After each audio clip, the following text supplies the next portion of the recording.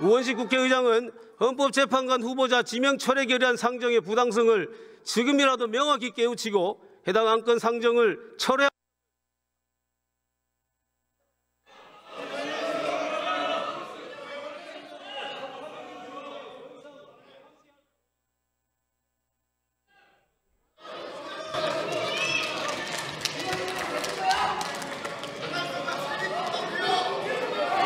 박형수 의원 수고하셨습니다.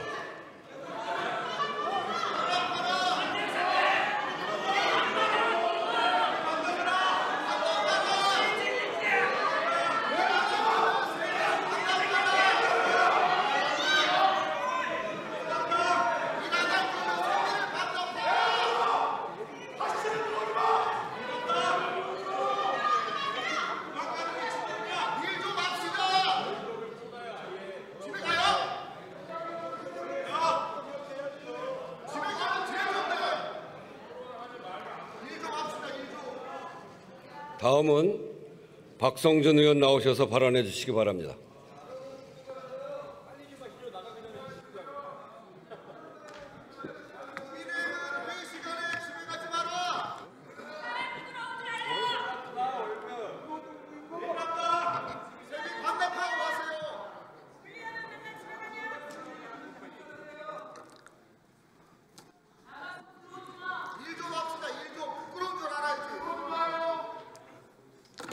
네, 존경하는 우원식 국회의장님, 동료위원님.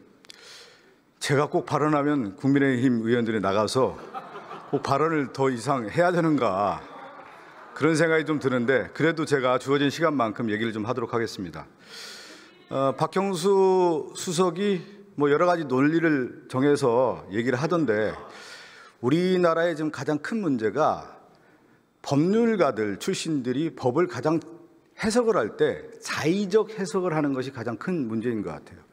우리가 법의 지배라고 하는 경우는 룰 오브 로 아니에요? 법의 지배. 근데 나치즘이라든가 군부 통치의 가장 큰 문제는 뭐였냐면 룰 바이 로, 법에 의한 통치, 자의적 통치가 됐기 때문에 문제가 됐다.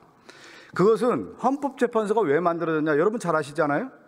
나치 체제 하에서 국민의 기본권이 침해가 되고 민주주의가 무너지고 헌정질서가 파괴되는 부분에 있어서 헌정질서를 세워야겠다라고 하는 의미에 있어서 2차 세계대전 이후에 히틀러 나치 체제 이후에 독일은 헌법재판소를 만들었던 겁니다.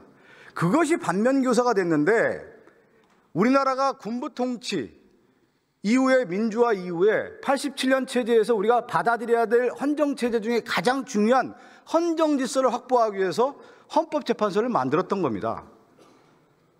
당연히 기본권 확보하고 민주주의 확보하고 헌정질서 회복하는 데 있어서의 최종 판단을 누가 하느냐? 헌법재판소가 했던 것이죠. 그것은 당연한 거 아니겠습니까? 근데 이번에 헌법재판소의 구성에 있어서 우리가 잘 아는 대통령 또 대법원, 국회가 임명하는 그런 권한이 있었죠. 한덕수 국무총리가 권한대행으로서 헌법재판소 재판관 임명했습니까? 안 했습니까? 안 했잖아요. 그건 헌정질서를 파괴하는 행위고요. 여기 관료분들 계셔서 제가 한 말씀 드릴게요. 최상목 부총리도 와 계신데 막스 베버의 소명으로서의 정치라는 책을 보면은 관료가 통치하면 안 된다는 거예요. 정치하면 안 된다. 정치가와 관료를 구분해요. 왜 구분했을까요? 정치가는 열정과 책임을 가지고 정치하라는 겁니다. 그 책임은 뭐냐? 정치적 결정을 통해서 국민의 신뢰를 받았을 때 그 책임을 다하는 것이다. 그것은 어떤 의미냐? 국민의 선택을 받았을 때 그 정치적 결정과 책임이 있다는 거예요. 관료는 뭐냐? 주어진 규칙의 준수, 행정을 함으로 인해서 국가의 질서를 기본을 유지하는 것이다. 따라서 관료가 정치 행위와 정치 결정을 하면 안 되는 것이다 라고 하는 것을 분명히 얘기해요. 왜? 관료는 국민의 선택을 받지 않았기 때문에 그 권한이 없다는 거예요. 그 권한은 뭐냐? 임명권이 없다는 겁니다. 여러분 맞습니까?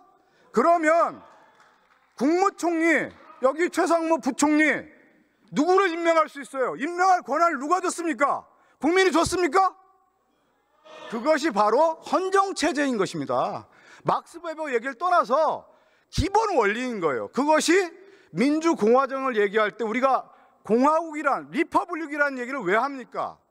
그 리퍼블릭은 레스 푸블리카, 공적인 것, 공동선을 추구하는 것이 리퍼블릭이고, 그 리퍼블릭에서 가장 중요한 게 뭐냐? 우리가 공화정, 공화주의 얘기할 때 권력 분립을 얘기하는 거예요. 그 권력 분립의 가장 기본 원칙은 누가 선택을 했느냐? 행정부는 가장 권력을 강화하고 자의에 의한 권력 행사를 하기 때문에 그것을 민주적 통제의 원리라고 하는 국민의 선택을 받은 자만이 인사권을 행사할 수 있다, 이렇게 되어 있는 거예요. 그러면 한덕수 총리는 총리예요.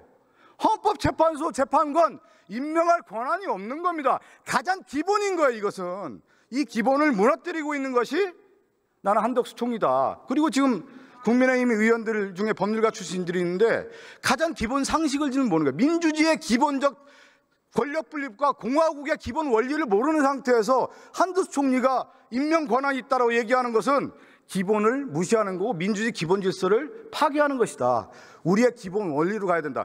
우리가 지금 제7공화국 얘기하는데 제7공화국 이전에 6공화국 87년 체제 헌법은 헌법 가치의 수호였어요. 그건 뭐냐? 나치즘과 같은 군부 통치와 같은 체제를 허용해서는 안 된다는 거였습니다. 근데 이번에 윤석열은 뭐였습니까? 나치즘 영구집권 꿈꿨던 거 아니에요. 그래서 이번 헌법재판소의 재판관 임명이라고 하는 것은 다시 헌정질서를 확립하는 차원에서 가야 되는 건데, 그것을 무너뜨리는 헌정질서를 파괴하는 헌법재판소의 그 임명 자체가 한덕수는 내란의 연속이다, 이렇게밖에 볼 수 없는 겁니다. 조금만 더 얘기하겠습니다.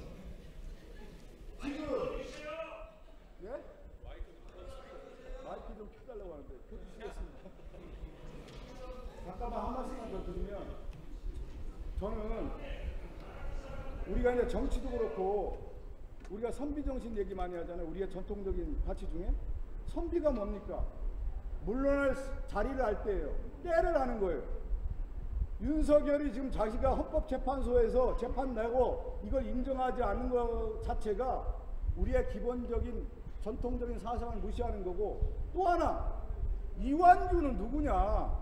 법제처장으로서 윤석열 정권의 법적 해석으로 기본적인 위법한 행위에 위법한 행위에 논리적 근거를 제공했던 사람이고, 또 하나 윤석열의 친구예요. 그리고 윤석열의 장모인 최은순의 변호를 맡았던 사람입니다. 이런 사람이 헌법재판소에 재판관을 임명한다라는 게 얼마나 염치가 없는 거예요. 부끄러움을 모르는 거 아니겠습니까, 여러분? 이제 정리해 주시죠.